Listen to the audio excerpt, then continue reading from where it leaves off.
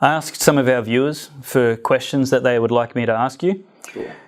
First question is, what's happened to the ALA, the Australian Liberty Alliance? Sure. So I was the lead Senate candidate for the Australian Liberty Alliance in Queensland, and I'm not part of the board, so I can't speak on behalf of ALA, but I think many people are aware that the members of the board are also members of the Q Society, and Kiralee Smith, who was the lead candidate in New South Wales, have been sued by Mohammed Al-Mawali for defamation for their statements outlining halal certification and its impact on Australia. So they're focused on fighting that case, and until that case is finished, finalised, ALA is basically being put on hold for the time being. Okay.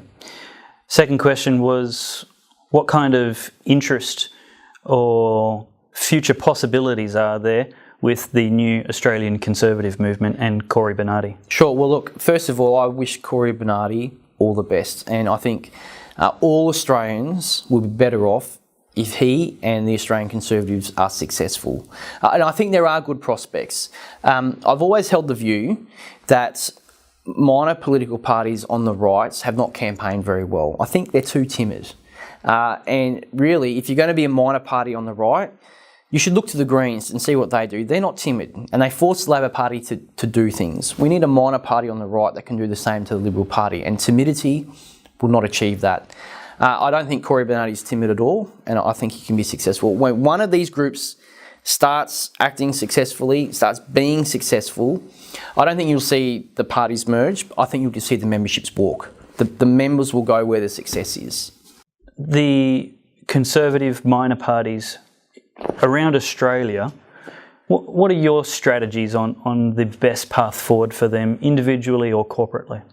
Well, look, I think it doesn't make sense to have so many Conservative minor parties that you could basically throw a blanket over it and you've got most of their policies are the same. That doesn't make sense. But for whatever reason, you've got different personalities and different parties and different platforms. I would like to see more cooperation.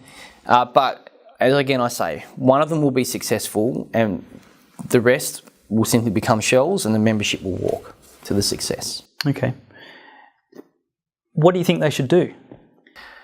Well, in general, I think minor Conservative parties are too timid. They are too prepared to apologise. They don't understand politics. Essentially, there's a mindset that they need to be the same as the Liberal Party to be successful. When the fact is, they're all there because they hate the Liberal Party. They need to show exactly why they're different than the Liberal Party, and they need to grasp issues that will divide a line in the sand. I think Donald Trump has done this very well, even though he's one within the Republican movement. But he understands that by pushing his views, he's going to make people take a side. And so minor parties should do the same thing. They should be campaigning hard on issues like abortion. I mean, I think they're too afraid to do it hard because they think it's not going to help them. But it's not going to hurt them at all. And in fact, it's going to provide people with a philosophical reason to change the way they vote. So things like abortion and marriage and those family and social issues, they should campaign very hard on. And they should also, I think, focus on undermining the Liberals within the Liberal Party by hitting the leftists within the Liberal Party, yep, by attacking Labor and the Greens much harder than they do. Of course, all of this is difficult to achieve if you don't get much airplay or attention. We've seen One Nation has actually been able to do this quite well, and I wish. And that's because all the best. But One Nation isn't timid. Like you're saying, the problem with most of the Conservative minor parties is their manners, their politeness, their emulation of sensible, balanced, moderated. But what we see, even negative media attention promoting success for, is big personalities. Yep, that's right. So, and Pauline has done this very well, and she's been able to attract interest and support because she doesn't sit on the fence. She lets everybody know exactly what she thinks, and even people who disagree with her, at least find that refreshing, and at least they know where she stands. I think there are question marks over One Nation, for instance, over its ability to maintain cohesion. I would question whether it is a normal Conservative party. I think some of those social issues are yet to be really hashed out inside One Nation. I think there will be conflict over that into the future. Okay. How do you think Malcolm Turnbull's going? I think Malcolm Turnbull's in trouble. He's going to have a civil war inside his party. And it's not really Malcolm Turnbull's fault. It's the Liberal Party's fault. The Liberal Party is two irreconcilable wings. A liberal, leftist, progressive faction and a conservative faction. And these groups are utterly divided in their views about where Australia should go. The only thing that holds them together is self-interest. They all work together to pursue their own political self-interest. Now, that worked fine in the old days where a political party existed for political self-interest, but we live in a new world, and I think Donald Trump has ushered this in, where political parties now have to start standing for something, and the Liberal Party can't stand for anything. And if the Conservatives continue to leave, all that you'll have left is another Labor Party. There will be no difference. So I think you could see big upheaval inside the Liberal Party, but also I think you could see big upheaval in groups like the Greens and Labor as well. We are in uncertain times in politics.